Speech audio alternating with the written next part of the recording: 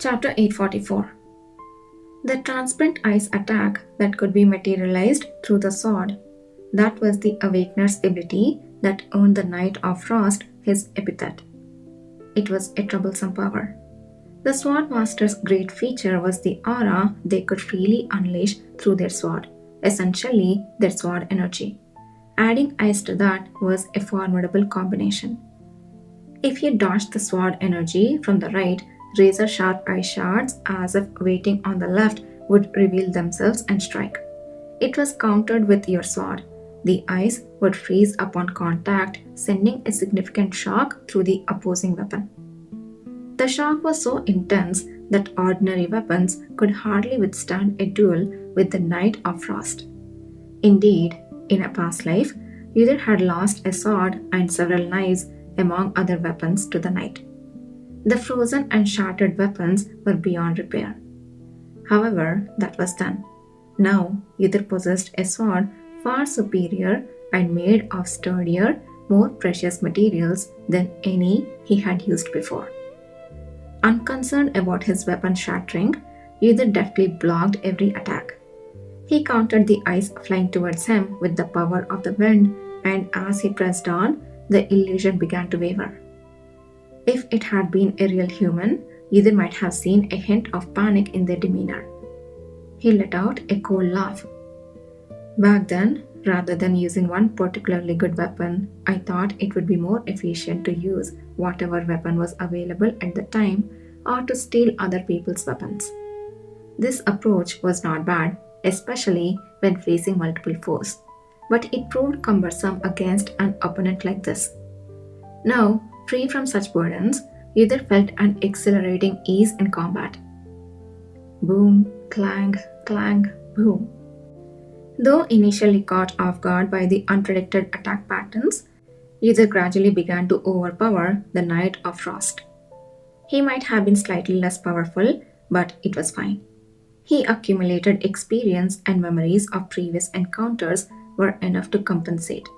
And then, in a moment, Uther infused his sword with flames, simultaneously blocking the Knight of Frost's sword energy and ice storm, and charged through an opening.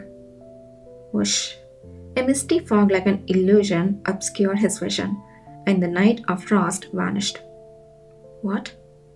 Uther reflexively shielded himself with his arms and the wind furrowing his brow and looking up again, only to see another figure where the Knight of Frost had stood.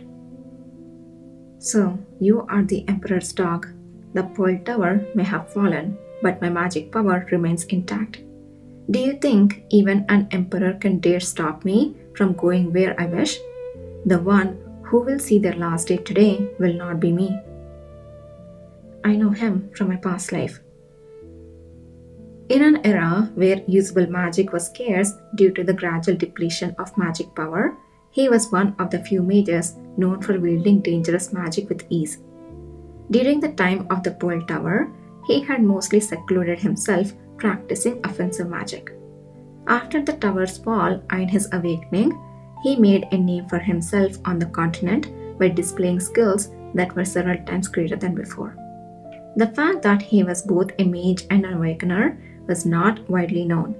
His ability was a mental one that maximized the effects of the magic he used, and as it was only applicable to himself, keeping it a secret was not particularly challenging. People referred to him as the Mage of Crimson Path. Okay, how many of these past characters are we going to encounter? But they all seem so interesting though. I really want to see them in the story. They seem super cool and they could be allies. People referred to him as the Mage of the Crimson Path. It meant he possessed such extraordinary skill that, if he wished, he could walk a path covered with blood. Ha Chengsu, is that you? After the fall of the Pearl Tower, Emperor Katian decided to appoint the Mage of the Crimson Path as a lifelong court mage. However, the mage declined for several reasons, including a lack of trust and willingness to follow Emperor Katian. When news arrived that the mage had accepted an invitation from King Ajane, Emperor Kachin ordered Yudhir to assassinate the mage of the Crimson Path before he could leave the empire. The mage of the Crimson Path, who looked exactly the same as before, was wearing a red and black mage's robe befitting his name and cast a spell towards Yudhir.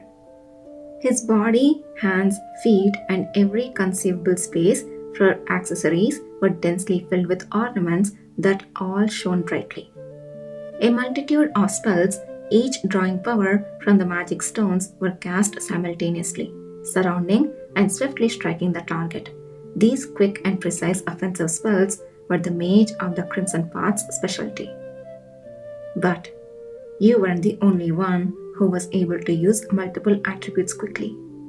With his eyes wide open, Yudhir swung his arms towards the spell rushing at him. Instantly, the forces unleashed from his fingertips mingled appropriately, striking and exploding each spell cast by the mage. The aftermath, almost too fantastic to be an illusion, tore his ceremonial clothes and left scratches oozing blood on his skin. Yet Yudhir paid little heed to such wounds.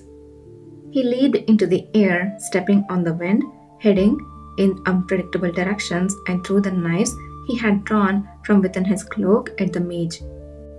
They were the same knives, previously a promotion gift for Sons and Ammon, that had proved useful before. In the blink of an eye, the illusionary mage lost limbs one by one to the dagger, letting out a mournful scream. Poor beast on a leash, I can see the dreadful results of your murderous deeds piled upon your shoulders. You are cursed. The empire, the emperor, will never achieve what they desire by doing such things. Those eyes, filled with hatred, were identical to those Udrian Eel saw when he took the mage's life in his previous existence. Oh no! Our poor crimson mage! God, I hate Kachin so very damn much. ... Whoosh, once again. The mist in front of him dispersed, revealing a new opponent. Come on, can we just not do this and go to Nahan and knock him out? Each one of them was an acquaintance from a previous life. Either, with an expressionless face, took the best approach, methodically dispatching those he had previously confronted. After cutting down about 10, he thought it was fine since more were not from this life. But at the 11th, someone he knew from this life appeared. A large man dressed in bloodied cavalry armor with grotesquely twisted wings and antlers broken and covered in wounds. It was none other than Elpkins from a previous life. The clear tear streaks across his distorted, sightless face was physiological tears of pain, reflexively shed by a body on the verge of bursting.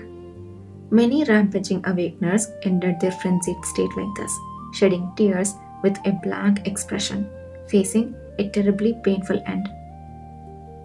Commander, kill, save me, please save me.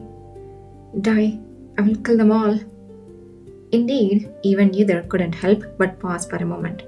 The overlapping images of Elpkins from this life and the now frenzied and facing his last moments caused this hesitation. ...